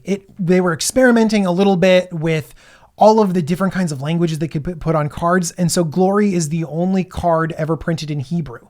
Whoa. Yeah, and Glory is a cool card too. Yeah. And the writing is from right to left instead of left to right. And so it really upends what a Magic card looks like. And it's all about the language. Yeah, having the activated cost on the right side and the colon on the other side is very off-putting. It's weird, but it's obviously how the language is written and read. Yeah, so tons of different ways to explore foreign language in your Magic cards. Yeah, and also something really interesting. If you go to Japan, bring your English cards with you because we have sort of a fascination with Japanese cards in English-speaking countries. And the opposite is true, I found in a lot of Japanese places, that they'll want your English cards and you'll think their cards are less valuable than yours, whereas you think their cards are more valuable than yours. So it's like this interesting trade-off where it's like, oh, cool, yeah, totally, I'll do that. That is so cool. Do you know what else? It like builds relationships too. You're just like, totally. all right, let's do some trades. Yeah. That's you so have that cool. version of this card, I have this version, let's go. 1 for 1. That's awesome. For me, I would always take that 1 for 1 because I feel like I'm getting a better deal, but I guess in their case, they also think they're getting a better deal, which is kind of the perfect place to be at for I trading. know, right? Yeah. Are you ready to toss? I'm always ready to toss. Ooh, off the front. I know. All right. Now we've talked about a lot of expensive cards today. Let's not kid around. Yeah. Blinging is not, the name suggests shiny, expensive, but there are lots of ways, and we've mentioned a couple of them, to budget bling. They They had the guild kits for the lands that we were talking about. They have the dual decks that have alternate foils of different cards that are usually not that expensive. They had that global series you're mentioning with lands with art that you've never seen before. You have gold bordered cards, right. like sometimes artist proof cards, things that are non-tournament legal. A lot of times you can bring to the commander table, and it serves as bling and also saves your wallet a little bit too. Yeah, and honestly, again, we keep saying this, but bling is subjective. It's what you like to do in your deck. You could be trolly about it and do the mismatched lands because that's how you want to bling it out. Or you could, find cool ways to do it that's within your budget limit. Or if you're just deciding, you know what, I only want to bling out the instants in this deck. I just want to do the basic lands, choosing something that maybe thematic if you're tier commander or whatever you're doing in your deck. Or maybe you just, I've blinged out a deck based on what I just had around and then filled in the gaps. Being like, I have most of the reanimator pieces for this thing. I guess I just need to buy 2 or 3 cards, and that would help me complete out the bling, and I can build a deck around this thing I already have. Hey, Jimmy. Yeah. How much do you charge for signatures if someone runs into you at a GP or something like that? $0.00. I'm not the professor. Just kidding. He doesn't charge. He doesn't charge either. None of us do, I don't think. But there you go. But seriously, you run across Jimmy and you're like, dude, this red card, it's totally all sign my mana echoes. Yeah, let's do it. And so now your card has that little bit of bling. Yeah. And all it was is it just was an experience. It was just being there. Yeah, and sometimes I'll draw tiny little things on the card, or Josh will write "how's it" on the card when he signs it. Now you have to ask Jimmy for an altar now all the time. Oh gosh. It's all right, Jimmy, I want a thing drawn on it. Yeah. Jimmy's like, Stickman number 2. Nice. Yeah, we played Hangman on your card, and I'm sorry, but you can't read it anymore. But that's a memory. I'm of the school of thought though that if you put a pen to a card, you ruin the quality a little bit and reduce the cost. Yeah. And to me, I'm always just like, I'll sign if sometimes people have given me some very expensive cards to sign, and I cringe on the inside. I'm like, do you sign an inner sleeve instead? Well, that's what I was gonna say. I usually ask them, are you sure you want me to sign this? Are you absolutely sure? Can I not sign a perfect fit instead on top or whatever? And when they do, they're like, no, it means a lot that you're signing this, and I want you to sign it, and that to me is there is something really special there, and I really appreciate when people say that. The value of something doesn't really matter. The resale value doesn't matter if you're always going to keep it. Yeah, and it's something that will remind you of a time and a meeting and, all that good stuff. Good times. All right, another way to bling out your decks, and the second to last thing we're talking about today are accessories. We are surrounded by accessories. In fact, we have this very awesome HasCon playmat here, one of the coolest playmats ever, not to mention it has 2 sides. Grimlock. You I have a Grimlock deck. Really? Yeah. Oh, I want you to play it so badly. You guys, it's not a good deck, and you guys play really good decks. I know. Well, we can have a night where we all bring out the jank stuff. And I bring out all my Transformers, and every card in the deck flips over. No way. That's awesome. So I have so I even have the flip planeswalkers and more things and stuff like that. Yeah. That's great. I love that flavor. And then you have a Black Lotus mat here. But accessories. We have deck boxes, we have dice, sleeves, playmats, all different ways to really bling out the cards that you're playing with. Ooh, what is this? This isn't a Magic card, but this is from an artist. So if you go to artists, booths at GPs, or sometimes they have their own sales and stuff like that. This is nice. You can find the artists and be like, I love what you do, and they just have a playmat that isn't on Magic art, but is something that they do. Yeah, that's great, and it's in their style, especially if you like their style to begin with. What about a playmat from your favorite podcast or? That's right. What if you could get a playmat that was exclusive or limited edition or related exactly to your favorite podcast / show, like Jumbo Commander's playmat? Pretty awesome. The Command Zone has released 2 playmats that you can no longer get, but if you paid attention when we announced it, and that's what I'm saying here too, if you follow artists, like you said, sometimes they'll be like, hey, I finally got the usage rights to do this. I'm going to release this art. Yeah. This sliver that's never been able to be printed on the playmat before. It's coming out for a limited time only. Now you can finally buy it. That's awesome. And you guys are going to put out another playmat eventually. Oh, yes. So soon. Really? There you go. Well, soon-ish. It's all relative. Watch. Josh is going to come back and like, Jimmy, what did you promise the viewers? What did we do while Josh was in Iceland? We ripped on Vidal Canori. Oh, that's right. We still have to do that. We did a whole episode on fancy cards that he didn't want to do. Yeah, exactly. And then we promised people playmats. Yeah, in fact, 50 of them free to every single viewer of this particular episode that tweets. No, don't. Please don't. Gosh, Josh is going to just at Josh Lee Kwai, yeah. How's it, everybody? Oh boy. Anyway.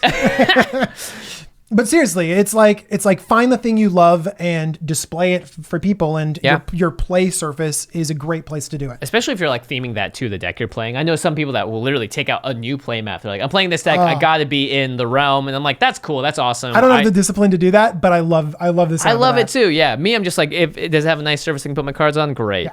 But at the same time, when you're following these artists on Twitter, the playmats they release, oftentimes like the expeditions all came out. A lot of them became different playmats. I've seen playmats that are because the card art goes, the portrait mode, like a history of Benalia. Yeah, so like it's that. kind of like that. I've seen playmats that go that direction too. Lots of different things you can do with it. Dice, deck boxes, sleeves, merch.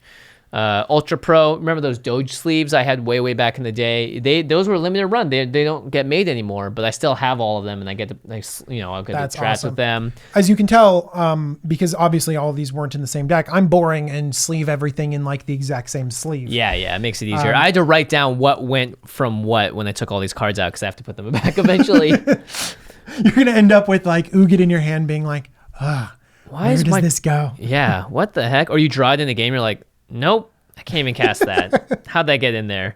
But yeah, the list goes on. Even like playmat tubes. Oh. Like small things like that. There are ways cool. You come up to the table, you're going to take your stuff out. What's that thing you keep whipping out that has all your lands in it? Oh. It's pretty cool. Yeah, the quiver deck box thing. Yeah, right? The professor just reviewed it. He said it was great. Yeah, there's so many things out there. Magic is an ever-expanding hobby. Not to mention, every board game also has cards. So a lot of board games will have things that, work, or you can get ideas from like, oh, cool, this board game does. I saw someone use the coins from Splendor as tokens or counters because they're like heavily weighted. They have a good feel to them. Coin flips, right? Like lots of different things you can do with other board game stuff. So find ways to like really spice up your life. There's so many things you can do. The relic tokens from Ultra Pro. Oh, man. I like it. I like it too. Finally, taking care of your cards. So do you clean your cards ever? So what happens a lot of the times is I always double sleeve, and very rarely do I take a card out of the inner sleeve. Yep. But what happens a lot of the time is that I'll get dust, like dust gets in the top, and then it messes up the outside of the sleeve. In fact, I'm pretty sure you can see it on some of these you can cards, kind of see it. It's like where the you outside, can see the outside layer border, right there, yeah. and then also it starts clouding up the inner sleeve. Yeah. And so I will basically re-sleeve or try to clean the inner sleeve and stuff like that, just to make sure that everything is good with that. Well, let's do not you kid actually around. clean your physical card? I don't, unless Okay. it's an actual thing I can see on it that I'm like, oh, that's a real smudge. Because I found, and I've done this to cards before, where I was like, let me just scratch that off. And then you look at the card, you're like, oh, I scratched the card. There's a dent in the physical card. Because you can't, it's funny, we're in such a digital age that I think the reason that Magic is so great is that you're actually handling a physical piece of history. And especially if it's an old card. Like, this is something that's literally existed for 25 years. These are real things. You can affect them. You can bend them. You can do things to them. So you got to be careful. But at the same time, I found that I do switch out sleeves every now and then, because when you have a foil and you're sleeving it and then you're putting it into another sleeve, you're losing a lot of the brilliance of the original card. And it's part of it is to protect it, right? And if you really want to look at it, you can do what we've been doing, which is taking it out of the sleeve and like looking at it. If you really want to look at it, you can take it out of that second sleeve. But then at that point, you're just starting to worry, like, am I going to damage the card? Am I doing anything to it? And you do get to miss out on a lot of that glory. So that's why having clean sleeves and making sure that you also just, don't play in dirty areas, play with the play mat. Play with the play mat, play with both sleeves. Josh. It's unbelievable, honestly. Now that we've reached the end of this episode, let's get to my favorite part of it. Let's rag on Josh Lee Kwai a little bit now that he's not here. Let's put the ice in Iceland for Josh. You know what I mean? Let's bring the heat.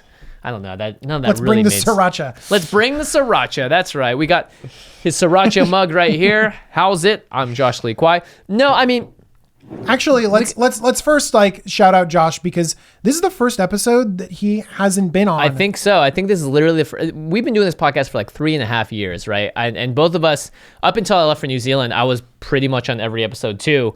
And this is every single week, guys, for a long time. Crazy. There were lots. I mean, I think the big thing is that when you're working in a partnership and you're working with someone else, the moment that one person's not into it, it really hurts the whole equation. Oh, yeah. Because it's like both of you are equal contributors to this thing when you're behind the microphone. And like for us, this episode was great. we're all talking about things that we love. But imagine if I just hated altars, or I was, angry because I couldn't afford some things, and I felt, then the whole dynamic changes. And Josh has been a consistent and amazing co-host for that many years to finally miss a podcast. And by the way, it's well not deserved. And by the way, if it wasn't me pestering him, being like, I want to do an episode with Jimmy, like he wouldn't have missed. He just would have recorded an extra episode. Yeah, we would have. In fact, we did, because we knew he was going, and then he was like, you know what, this would be a great time for you and DJ to have your standalone episode. And I think a lot of this was made possible with the fact that I did leave, and then you guys hosted the show for a while. But Josh, he's a steadfast rock. Wait a second, I thought we were supposed to rip on Josh right now. What happened? Well, that's we're buttering him up so that we can crush his spirits now. Let's talk about, I think, the thing that most people, I think, already get angry about, which is Josh wins on game nights, right? He does. Check it out. I did some of the numbers. Oh, really? Okay. Well, because after the last game nights, I was like, why do people keep saying I'm always mana screwed? I have been mana screwed in episodes before, but I feel like it's not as much as I thought. And so I crunched the numbers. And over the games of Commander that we have won, Josh has, out of the 17 games of Commander that Josh has played in, he's won 8 of them. So that's close to a 50% win rate. That's good. I'm at 5 out of 15, so I'm at a straight 33%. That's good too. Now, if you take wins across every episode, including the ones where he did more limited formats, Josh is 11 out of 23, and I'm 8 out of 20. So Josh is a very consistent winner. It's a very true thing. And I've only been mana screwed 4 times out of 15, but that is enough. And we talked 4 times out of 15 is kind of a lot. Hey, I kept some bad hands, all right? I would say at least 2 of those were entirely my fault because of Ancient Tomb and the promise that it gave me. Ancient Tomb's a good card. It's a great card. I have a lot of the expeditions of it because I love it so much. I put it in every deck. Yeah, so I think that's the first thing we can rag on about. Josh. So what you're saying is Josh cheats at game nights. Josh is definitely the biggest cheater I know. No, I think what happens is Josh is very good at politicking, and he's very good at navigating a board state to a victory, which I've seen time and time again, whereas like, it's like, oh, okay, we'll give Josh a little bit of break because he's maybe stuck on mana or something. But you better be careful, because you do that for a little too long, he is off to the races, and he's created an unstoppable engine. Do you know what else I think is that both you and Josh have high win rates? Is because playing on camera is not like playing in a normal situation. That is a very where good point. there's stops and starts, and you have to remember stuff, and you guys in many cases are directing as you're playing, and I don't know how you do it, but you do, and the situation itself throws people off a little bit, and then you guys swoop in and capitalize. That's but true. I think Josh does more swooping. Josh does a lot more swooping, although there was a big misplay last time on the game that just came out with you in it, in that my Emrakul could have died because Josh had a sack outlet and a creature on board to ping it for that extra last damage, because remember, it had 13 toughness and Vinny hit it for 12. I don't think that wouldn't have changed the game either. Who knows? Maybe, but at the very least, the thing that was killing everyone wouldn't have killed anyone. You know what I mean? So there's, we all do make mistakes, but I think the anger that gets thrown at Josh is that it's the fault of the other players for not keeping him in check. And I would say that's just a testament to how good of a player he is, which is he knows how to get to the position where he doesn't need to be kept in check. And I think for me, it's a great learning experience about different ways to win. Because in that last episode, I think it was a bit of like, haha, we're playing the politics of it, but in a different, more goofy way, and I'm pulling the thing over your eyes, so you don't really know what's going on. But it's not as bad as it seems, right? As opposed to the more like deliberate, like, don't do this or I'm gonna end you, kind of thing. Like those deliberate, like, we had an ally, if you break this now, I'm going to just come at you for the rest of the game kind of thing. So there's so many different ways to politic, and I think watching Josh in action is you got to learn very quickly how he gets to these sort of states. But you play with him a lot off camera too. Yeah. What do you think is your win rate then? My win rate is definitely better because I think the power level of the decks is generally a little higher. I mean, we bring some powerful decks to game nights, but a lot of times I build decks and I add fun elements to them because I just want to do fun stuff, right? Or like, I want to do this in the deck. Let's see if we can make this happen. Yeah. So sometimes you do get a little bit of that sort of mixture to it. But I think the more competitive the deck, sometimes it's like, hey, we didn't stop them on turn 5 and it's game over. So you'll find that I think the win rates go down much less. More importantly, I think we should shout out our 100% win rate guests for Melissa DeTora and Ashlyn Rose. Wow. Who have won 100% of the games that they play on game nights. That's legit. Take that, Lee Kwai. What happened to ragging on Josh? We're just sitting here complimenting him. I know. Let's talk about Vidalcan Ori. Okay. Is it necessary in every deck? No. No. I have a lot of decks. I have Vidalcan Ori in a handful. Yeah, I've started to take it out of a few decks as well. just based on like this deck already has half instance in it. Why do I need another orrery on top? I also don't know if it's exciting. And then one thing that I pointed out before in an earlier episode is that the more competitive your deck is, the less able you are to play a 4-drop that does nothing. Exactly. So if you have a competitive deck that is curving up and the game is ending at turn 8, then you've only been able to use that Vidalcanori to use that jump in positioning for a limited amount of time, and it becomes not worth it. But a lot of times we play Battle Cruiser Magic, where games go on a pretty long time into the teens of turns. Yep. And in that situation, getting that advantage of Vidalcanori just kind of does give you a big boost. Yeah, the element of surprise, sorceries turning into instants is pretty powerful. There's a reason they're printed as sorceries, mind you. Yeah. So punish people that play Vidalcanori, like make them actually hurt for taking a turn off. Yeah. And it'll even out a lot of the advantage. I do think it is definitely a card that I overrated at first. I still think it's very powerful, right? I still like the card quite a bit, especially because sometimes I think the card actually gets better when you're the 4th player as opposed to the 1st player. If you're 1st player and you're playing Vidalcanori, then what's the real benefit there, right? I actually think it's quite good, but you're right. It's jumping the turn order when you're turn 4, jumping into the 1st turn player.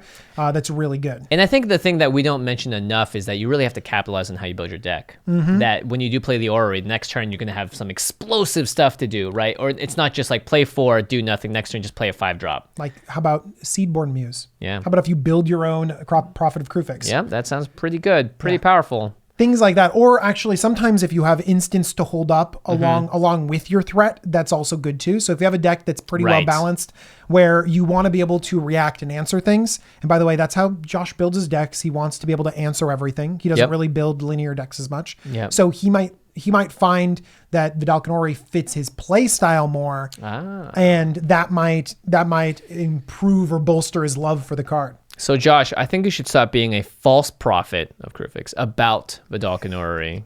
Clearly, you have created a false supply and demand situation here that shouldn't exist. The world wants more Vidalcanoris, and you have been telling them you've been just hyping it up too much. Yeah, and your hundreds much, of copies back there, you need to release them to the. Yeah, no, he doesn't. We can't even open that shelf. It's stuck because there are so many Vidalcanori sitting in there that you're slowly releasing to the public as you're increasing the price. You are literally the only distributor of Vidalcanoris on the planet right now, and you hoard them like a dragon, and not a single one of them is sleeved. Are they even valuable to you at that point, Josh? I don't think so. Unbelievable. Josh Lee Kwai, everybody. Thank goodness it's just the DJ and Jimmy show now. DJ and Jimmy show. With a little rainbow across the screen. I have enjoyed this quite a bit, though, DJ. I think this is definitely something that we both share a big passion for. One of my favorite things, again, at the table is going, ooh, wow, what's that? Oh, that's so cool when someone plays something. I love it. I oftentimes take out my phone and like snap a picture of people's awesome altars or their board state or their interesting card, their interesting choices. Yeah. I like that a lot. And I think that's the joy of Magic, right? It's all up to your own personalization for a game like Commander. How you want to do it, there are so many different ways, and you don't need to kill your bank account doing it either. Yeah. That's important. All right, to the listeners, tell us, well, how have you blinged out your deck that maybe we haven't covered? Or maybe there's a way that you think is better than what we've talked about, or worse. Or maybe there's a fun, tragic story about you tried blinging out a deck and you did what I did and scratched the card up. Whoops. So let us know. You can tweet at us. You can leave a comment. You're going to get so many tweets of like bad altars. It's like, I tried to do this and then that ended up happening. I think there is a whole like subreddit for just Magic awful Gore, yeah. MTG Gore. Oh God, yeah. But some of it is divinely beautiful in that By the very way, one trolly shout way. out to MTG Gore is DJ from Brainstorm Brewery. He has a Gonti deck that is all heavily played or horribly marred cards, unsleeved. Like he has an unsleeved, like I think he has a Veda Demonic Tutor that's just like thrashed in there too. Oh my god! And he just like shuffles it. It's majestic. It is the Lord of Luxury, and that's what he's putting in his deck. So there is some Gore that also exhibits your style. That's true. That's true. I would think he'd be playing a more disgusting creature to go with that, not the Lord of Luxury himself. Yeah. Anyway, we talked about a ton of cards today, a ton of different versions of cards, some awesome foils. One thing I wanted to mention, 8th edition, white bordered, but the foils, Black border. By the way, like here's the foil peel that like we have so much to talk about. This episode is like We super couldn't even long cover and we most could of even it. keep going. Yeah. So these are just more examples of cards that you can get right now at cardkingdom.com/commandzone. That's our affiliate link. Honestly, there are tons of ways to bling out your deck, and you're going to find more options by just searching up a card. Card Kingdom will show you all the different versions that exist out there. You can look up the art and see exactly what they are and what you're getting yourself into. And while you're there, buy some Ultra Pro product as well. We talked about bling out your deck, bling out your sleeves, especially with all the guild stuff now. I kind of want to build all the guilds. Is that crazy? I mean, you're talking to the person that had like 36. I at one point in time had every color combination of deck. Whoa, you're that guy. Yeah, I am that guy. That's I've since toned back a little bit, but Right. yeah, for a while I had every combination of deck. We'll have to talk about that at some point. But Ultra Pro products, you can now get the things that make every color and every combination look even better, more thematic. Oh yeah. So now let's move on to the end step where we got to talk about something cool outside the world of magic. I wrote on the outline, DJ, this is all you because I'm so miserable at thinking up these It's things. all me. It's going to be a quick one today because Nice. we've rambled on, and Oh, also it's awesome. So it's a YouTube channel called Rousseau, and Okay. they just hit 1 million subscribers, Congrats. and they've been around for 10 months. Whoa, that's good growth. That is good growth. But you're going to see it on the screen right now. So hopefully you're on the screen, you're watching this because it's the right thing. But basically all this guy does is he plays piano and there's like visualization so you can kind of see when the keystrokes happen. And he just plays piano beautifully and you kind of can watch the music happen as well. And it's a mesmerizing and beautiful YouTube channel. So you should check it out. So what do you like so much about this channel, DJ? So listening to awesome piano playing is great and all, but I think that just seeing the visualization, you were thinking of Guitar Hero style of like stuff coming down. You can see the complexity and kind of get a deeper understanding or deeper feel for a piece.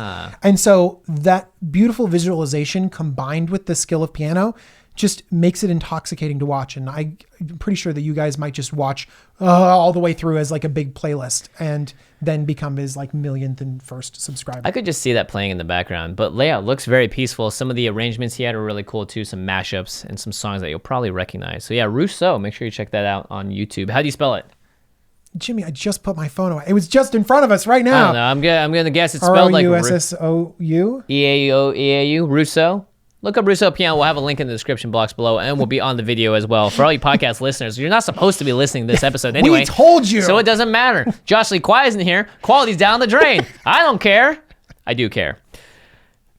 Anyway, thank you for that end step, DJ. Let's move on to the end of the show. That means we're talking about our sister podcast, the Masters of Modern. Those guys probably not as enthused about foils and all that as much as we are. But Alex Kessler and Ben Bayman. Alex, by the way, had at one point built all of the guild-colored commander decks, so there's a little tie-in there. You can find them, they talk about everything modern. You can find them over at the MMCast on Twitter, as well as next to us on collector.com. They also started doing videos. You can find that if you look them up on YouTube.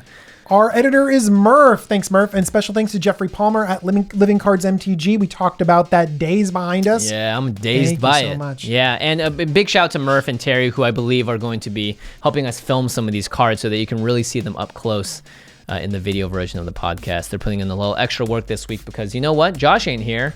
So we got to work harder than ever. You don't need to work on game nights. Let's take our editors and make something cool. Exactly. All right. Thanks so much, everybody. And DJ, where can we find you on the World Wide Webs? You can follow me on Twitter at Jumbo Commander. The YouTube channel is Jumbo Commander, and I do all sorts of Commander stuff. So you should check it out. Yeah. All right, everyone. Thanks so much for watching. Bye-bye, everyone. See ya.